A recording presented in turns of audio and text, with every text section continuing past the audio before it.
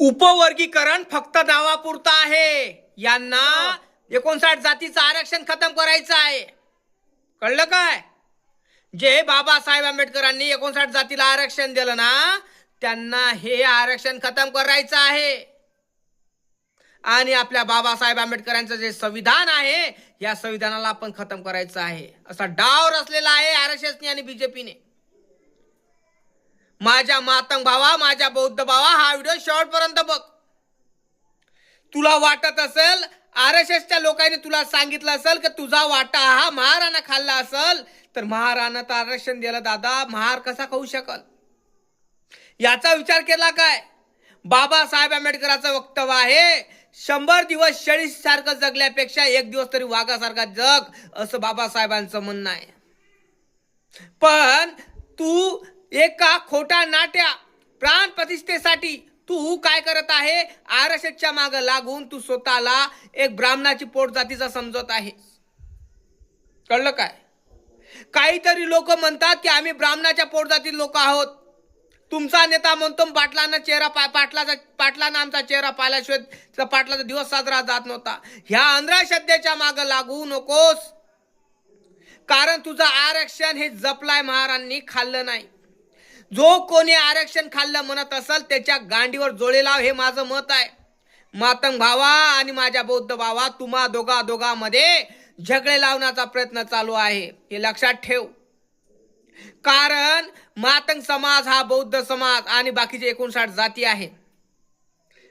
मला सांग, 59 जाती आहे, त्या 59 जातीपैकी फक्त एकाच जातीला टार्गेट केलं म्हणजे ते बौद्ध जातीला, लक्षात ठेव. आणि मातंग समाजाला भडकून दिलं. बाकीच्या जो मातंग समाजा बाकीच्या जातीतील लोकांना काही बोलतो का? नाही. बौद्ध जातीला काच बोलतो?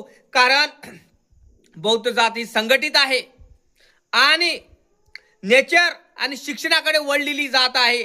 त्या कारणामुळं आरएसएसच्या पिल्लांना असं वाटतंय की आमचे लेकरं आता भांडे घासून राहिले, चहा वाटून राहिले, नोकरशाही करू राहिले, चपराशीपणा करू राहिले आणि आमचा समाज, आमच्या जातीतील लोक आता बौद्धाला चहा पाजून राहिले.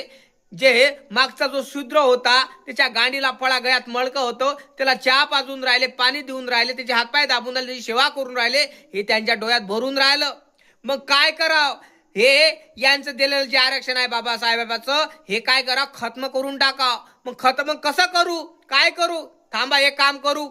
एक जात आहे, ते हे अशिक्षित आहे, पण शिक्षित असून अशिक्षित आहे आणि आपण त्याला त्यांच्या त्या जातीवर राज करतो आणि गुलामगिरीच्या याच्यामध्ये आपण त्यांना ओढलेलं आहे. आपण त्यांना सांगितलं की शिकू नका, तुम्ही पोतराजगीपणा करा, अंधश्रद्धेमध्ये तुम्हाला लादणारा हा आरएसएसची पिल्ली आहे, लक्षात ठेवा दादा. तुम्ही शाळेत जाऊ नका, तुम्हाला असं म्हणणारे लोक हे आहे. तुम्ही शाळेचा रस्ता का पकडला नाही? मलाही सांगा. परिस्थिती तेच होती जेव्हा बाबासाहेब आंबेडकरांनी आरक्षण दिलं. परिस्थिती तेच होती, असं नाही, परिस्थिती तेच होती, पण परिस्थितीला लात मारून हा महार समाज हा बुद्धाकडे वळला आणि शिक्षणाच्या दरवाजाकडे वळला. त्याने शाळेचे दरवाजे त्याने खटटले आणि शाळेत बसला जाऊन. बायकोची साडी फाटली असतानाही तरी आपल्या लेकराला शिकवलं. बायकोचा परकर फाटला असतानाही, ब्लाऊज फाटका असतानाही आपल्या पोरीला शिकवलं. विचार करतो या गोष्टीचा. तुला शिकवता आलं नसतं का? तू शिकला नसता का? का नाही? कारण तुला अंधश्रद्धेकडे वळवलंय आरएसएसच्या पिल्ल्यांनी, बामणांनी, लक्षात ठेव. तरी तू अजूनही अशिक्षितच दिसून राहिला. का दिसून राहिला? कारण तुला शिक्षणाकडे वळू दिलं नाही आणि कारणीभूत ते लोक आहे, महार नाही. आणि तू डायरेक्ट म्हणतं की महाराने आमचं आरक्षण खाल्लं, बौद्धाने आमच्या आरक्षणावर डोळा टाकला, आमच्या आरक्षणावर दरोडा टाकला, अशा पद्धतीनं वक्तव्य करता तुम्ही. माझं मत एकच आहे भावा, कोणच तू या आरक्षणावर दरोडा टाकला नाही, तू आरक्षण कधीच खाल्लं नाही. कारण हे जे वर्गीकरणाचं कांड चालू आहे महाराष्ट्रामध्ये, एक राजकारण चालू आहे, हे आरक्षण मिटवण्यासाठी प्रयत्न चालू आहे.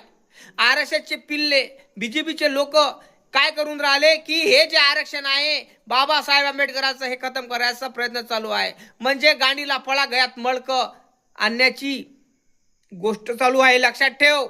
कारण आपला आताचा एसी समाज हा प्रगती पथावर चाललेला आहे, भारताच्या कानाकोपऱ्यामध्ये गेलेला आहे.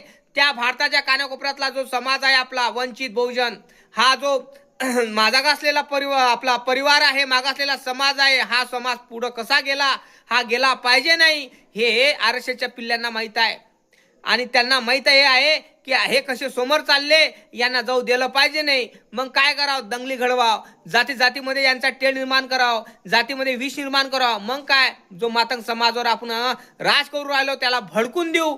आणि काही मातंग समाजातील लोक हे आरक्षणाचे पिल्ले नाही आहे, पण काही 5-6 नग आहे मातंग समाजातील, ते हे आरक्षणाच्या मनाला ऐकून राहिले. आणि मग काय, मातंग समाजातील युवकांना, मुलींना, छोट्या लेकरांना, युवकांना, मोठ्या लेकरांना भडकून देऊन सोशल मीडिया ट्रोल करायला लावून राहिले, बायांना भडकून देऊन ट्रोल करायला लावून राहिले. तर विचार करा तुम्ही या गोष्टीचा. माझ्या मातंग भावा, माझ्या बौद्ध भावा, तुम्ही एकाच मायेचे लेकर आहात. तुम्हाला भांडण लावण्यात प्रयुक्त करत आहे. आता आपल्या एक आंबेडकरी चळवळीच्या नेत्याला मारलं. का मारलं? त्याच्यामध्ये आरक्षणाचे लोक अजून आहे. भडकून दिला आरक्षणाच्या लोकांनी, म्हणून त्या रील स्टार हरामखोरांनी त्यांना मारलं राजू थाटेला. विचार करा तुम्ही या गोष्टीचा. हे माराधोळी चालू झालेले आहे. आता आंबेडकरी चळवळीच्या नेत्याला मारलं, उद्या चालून माता समाजातील नेत्याला मारल. मग काय, लाशा पडणार, तलवारा निघण, काळ्या निघण, रक्तबंबाट सगळ्या गोष्टी निघणार. मग काय, रक्ताचे पुरं वाहणार. मग लहान लेकरं ट्रोल करणार, मोठे लेकरं ट्रोल करणार, बाया माणसं शिवी देणार, तुमच्या आईवर देणार, तो तुमच्या आईवर देईन, तो तुमच्या बापावर देईन, तो बाबासाहेबावर देईन, तुम्ही अण्णाभाऊ साठेवर देईन. अशा पद्धतीचे वक्तव्य होणार. आणि हेच तमाशा हा आरक्षणाचे पिल्ले बघणार. त्यांना दंगली घडवायची आहे तुमच्यात.